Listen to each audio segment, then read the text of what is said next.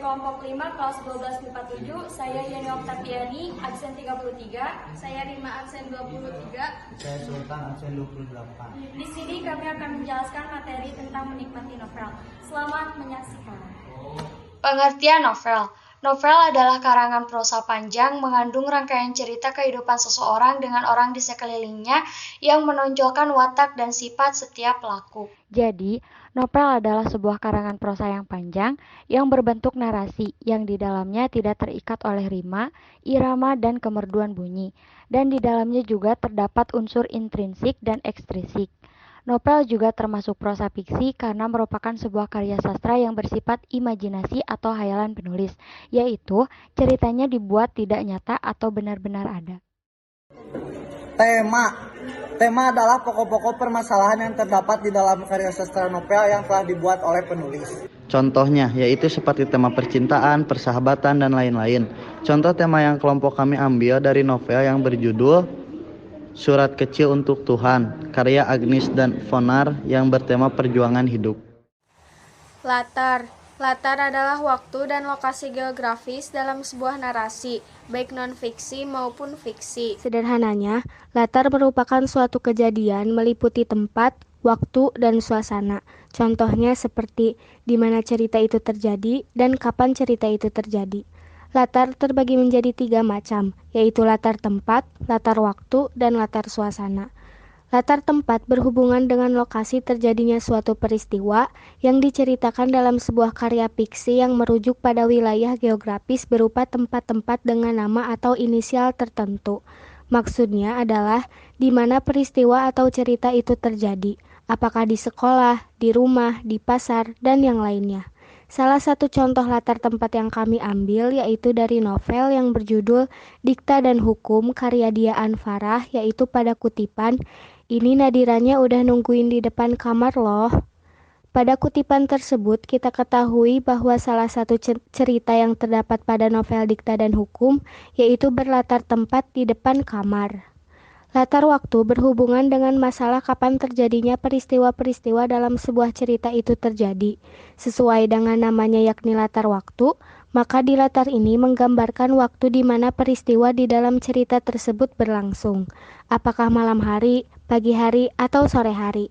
Salah satu contoh latar waktu yang kami ambil yaitu dari novel yang berjudul Dikta dan Hukum karya Dia Anfarah, yaitu pada kutipan, Mas Dikta, tumben pagi-pagi kesini." Pada kutipan tersebut kita ketahui bahwa cerita itu berlatar waktu pagi hari. Latar suasana merupakan salah satu macam-macam latar cerita yang menunjukkan bagaimana kondisi batin tokoh atau pelaku di dalam cerita.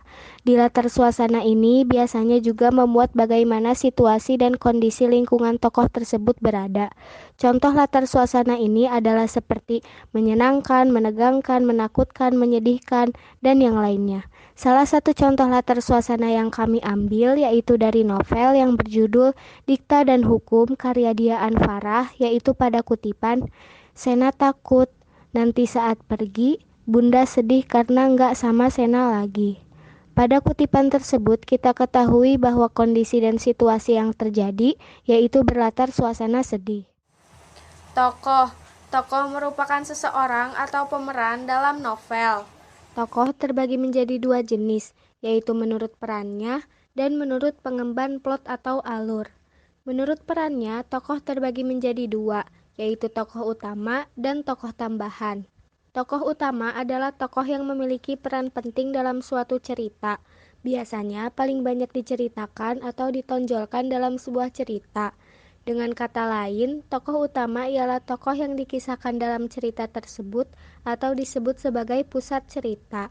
Ciri dari tokoh utama ialah di mana tokoh atau perannya sering kali ditampilkan dalam berbagai kejadian dan mendominasi sebuah cerita.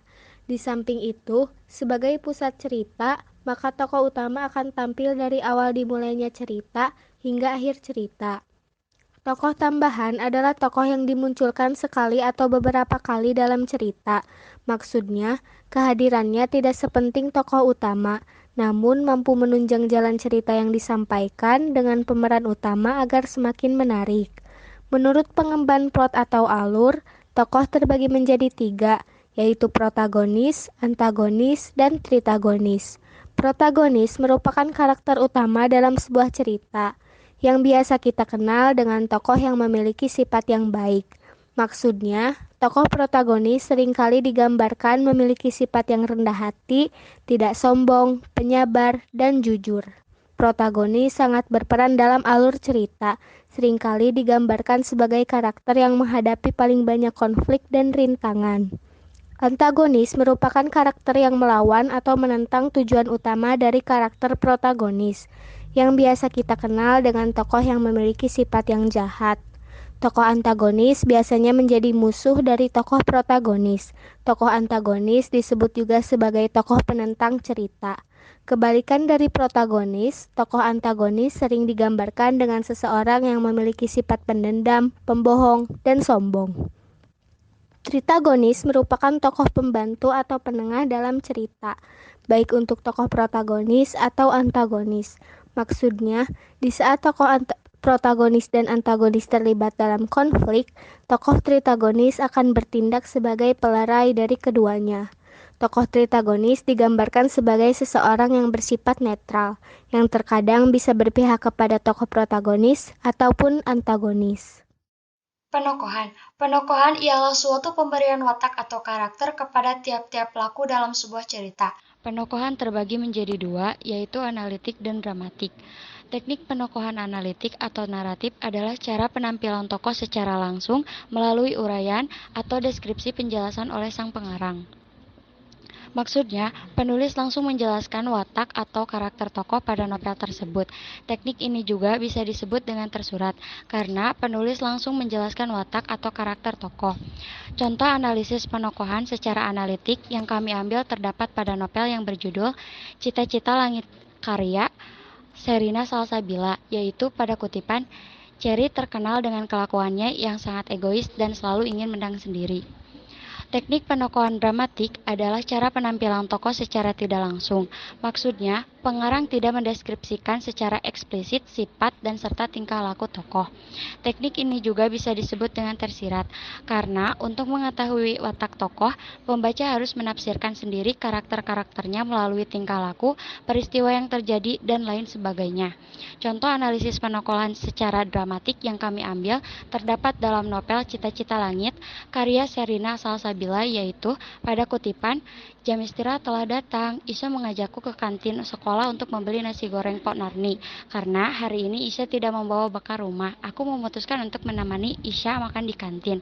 Jadi, karakter pada kutipan tersebut baik hati dan peduli terhadap teman. Alur. Alur adalah rangkaian peristiwa yang direka dan dijalin sedemikian rupa sehingga menggerakkan jalan cerita dari awal, tengah, hingga mencapai klimaks dan akhir cerita. Sederhananya, alur merupakan rangkaian rentetan peristiwa yang membentuk sebuah cerita. Alur cerita ini dibutuhkan dalam karya sastra untuk membuatnya menjadi lebih menarik agar dinikmati pembaca. Berdasarkan jenisnya, alur terbagi menjadi 3, yaitu alur maju, alur mundur, dan alur campuran. Alur maju merupakan alur yang memiliki klimaks di tengah cerita. Peristiwanya berjalan teratur dan berurutan. Alur maju ini merupakan jalan cerita dengan peristiwa yang dimulai dari awal hingga akhir. Jadi, alur maju ini adalah alur di mana ceritanya terus-menerus berjalan secara teratur sampai akhir cerita tanpa adanya pengulangan cerita yang biasa kita kenal dengan kata flashback. Alur mundur merupakan cerita dengan peristiwa dari akhir ke awal. Penulis mengawali kisah dengan konflik, lalu penyelesaian dan memperlihatkan masa lalu atau disebut dengan kilas balik. Berbeda dengan alur maju, alur mundur ini memperlihatkan masa lalu yang telah terjadi. Alur campuran merupakan gabungan antara alur maju dan mundur. Alur campuran ini akan menyuguhkan peristiwa yang dimulai dari tengah. Jadi, pada alur campuran ini tahapan ceritanya dimulai dari masa kini atau masa lalu yang nantinya akan digabungkan seiring berjalannya cerita. Contoh alur yang kami ambil yaitu alur maju. Salah satu novel yang menggunakan alur maju yaitu novel yang berjudul 5 cm karya Doni Dirgantoro. Sudah kita ketahui bahwa alur maju ini tahapan alurnya dimulai dari orientasi, konflik, klimaks, antiklimaks, dan resolusi. Penjelasannya sebagai berikut. Bagian orientasi yaitu pengenalan terdapat pada kutipan persahabatan 5 manusia sok tahu yang berawal dari pertemanan semasa SMA. Arial, Zafran, Genta, dan Ian serta Riani seorang dari kaum Hawa. Jadi pada tahap orientasi ini disebutkan siapa pemeran atau tokoh pada novel 5 cm. Lalu pada tahapan konfliknya dimulai ketika 5 sahabat tersebut menyetujui untuk berpisah karena mereka merasa bosan bertemu setiap hari. Tahapan selanjutnya yaitu klimaks, di mana semua tokoh memutuskan untuk bertemu dan berkumpul kembali untuk melaksanakan pendakian ke Gunung Mahameru. Ketika perjalanan menuju puncak tinggal seperempat jalan, terjadi hujan abu dan batu-batu yang kemudian menimpa mereka dan membuat beberapa dari mereka terluka. Bahkan Dinda dan Ian tak sadarkan diri. Selanjutnya adalah tahapan anti klimaks, yaitu di mana beberapa dari mereka yang tidak terluka menolong Dinda dan Ian yang tidak sadarkan diri.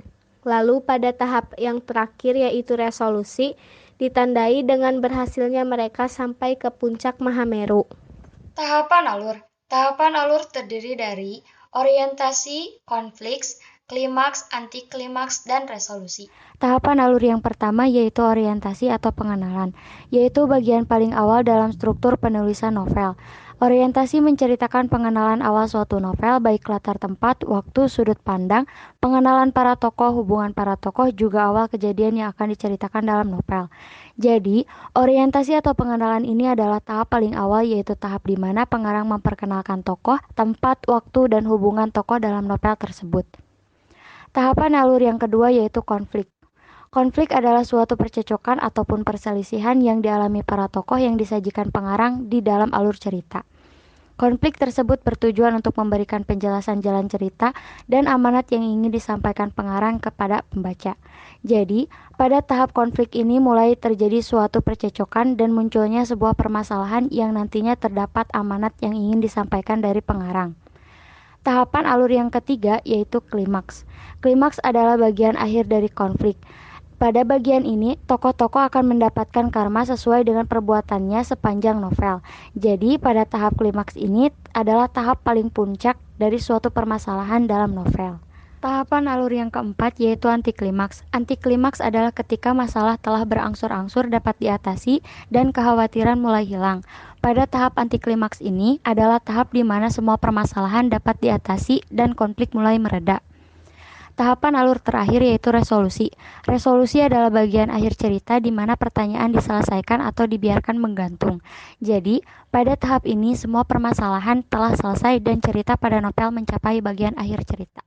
Sudut pandang. Sudut pandang adalah cara atau pandangan yang digunakan oleh pengarang sebagai sarana untuk menyajikan sebuah cerita fiksi kepada pembaca. Sudut pandang terbagi menjadi dua, yaitu sudut pandang orang pertama tunggal atau KGO1 dan sudut pandang orang ketiga atau KGO3.